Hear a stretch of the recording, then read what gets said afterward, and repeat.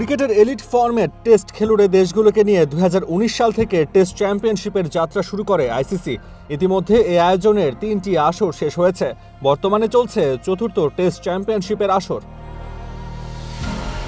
আগের 3 সাদা পোশাকের বিশ্বকাপে ম্যাচ হয়েছে মোট 224টি। তবে টেস্ট খেলুড়ে দেশগুলোর মধ্যে এই লড়াইয়ে আলোচনার শীর্ষে যেমন থাকে জয় পরাজয়ের পরিসংখ্যান, তেমনি থাকে উইকেট বা পিচের আচরণ, যেখানে বাংলাদেশের অবস্থান একেবারে তলানিতে। মিরপুরের পিচ নিয়ে নানা সময়ই হয় আলোচনা। এবার আন্তর্জাতিক ক্রিকেট কাউন্সিল একেবারে স্বীকৃতি দিয়ে দিল দেশের উইকেটের মান কিংবা অবস্থানটা কোথায়। তার আগে জেনে নেওয়া যাক কিভাবে একটা পিচের মান নির্ধারণ করা হয়। ইফাদ রোশা এক্সপার্ট মিক্সে আছে সবচেয়ে বেশি মশলার সংমিশ্রণ। ইফাদ রোশা এক্সপার্ট মিক্স মশলা। বর্তমানে উইকেটের মান বিবেচনা করতে 4টি ভাগে ভাগ করে আইসিসি: খুব ভালো, সন্তোষজনক, অসন্তোষজনক এবং খেলার অযোগ্য। আইসিসির মতে কোনো মাঠের ভালো পিচ বোঝাতে 3টি পয়েন্ট সামনে আসে। যে উইকেটে সীমিত সিম মুভমেন্টের সাথে স্বাভাবিক বাউন্স ও গ্রহণযোগ্য মাত্রার টার্ন থাকে, সেটাকেই খুব ভালো পিচ হিসেবে আখ্যা দেয় ক্রিকেটের সর্বোচ্চ নিয়ন্ত্রক সংস্থা। আর অসন্তোষজনক পিচের তকমা গায়ে লাগে যেসব মাঠে ব্যাটার ও বোলারের মধ্যে সমান লড়াইটা হয় না, দেখা যায় মাত্রাতিরিক্ত টার্ন এবং বাউন্স। আর সবশেষ খেলার অযোগ্য পিচ হিসেবে ধরা হয় যে পিচে ক্রিকেটারদের জন্য থাকে ইনজুরির সম্ভাবনা, বিশেষ করে ব্যাটারদের। সে পিচ কিংবা স্টেডিয়ামকে খেলার অযোগ্য হিসেবে ধরে নেয় আইসিসি এবং শাস্তি হিসেবে দেয় ডিমেরিট পয়েন্ট।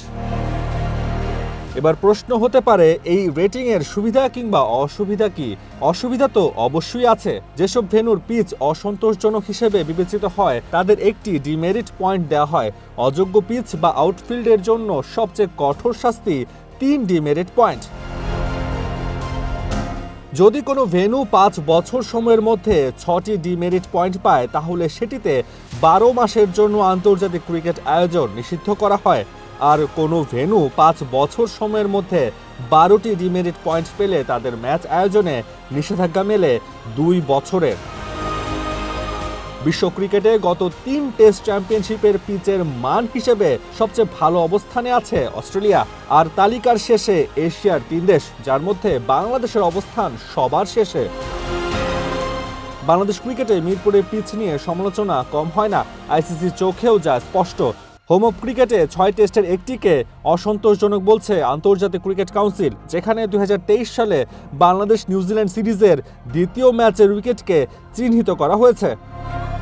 আর সিলেট আন্তর্জাতিক স্টেডিয়ামকে আইসিসি সন্তোষজনক ক্যাটাগরিতে ফেলতে 2টি টেস্টকে বিবেচনা এনেছে। তবে সবচেয়ে হতাশ করেছে চট্টগ্রামের জহুর আহমেদ চৌধুরী স্টেডিয়ামের উইকেট। সেখানে একটি টেস্টকে খুব ভালো রেটিং দিলেও 22 সালে বাংলাদেশ শ্রীলঙ্কা ম্যাচের উইকেটকে গড়পড়তা বলছে আইসিসি। এসব দিক চিন্তা করলে অদূর ভবিষ্যতে বাংলাদেশের উইকেটকে বেশ কঠোর চোখে দেখবে বিশ্ব ক্রিকেটের নিয়ন্ত্রক সংস্থা, সেটা একেবারেই স্পষ্ট। এবং পিচ তৈরিতে উন্নতির ছাপ না রাখতে পারলে মিরপুর, চট্টগ্রাম কিংবা সিলেটের পিচকে আইসিসির কাজ গড়ায় তোলারও সম্ভাবনা থাকতে পারে। রাসওয়ান নাফি, ওয়ান স্পোর্টস ডেস্ক।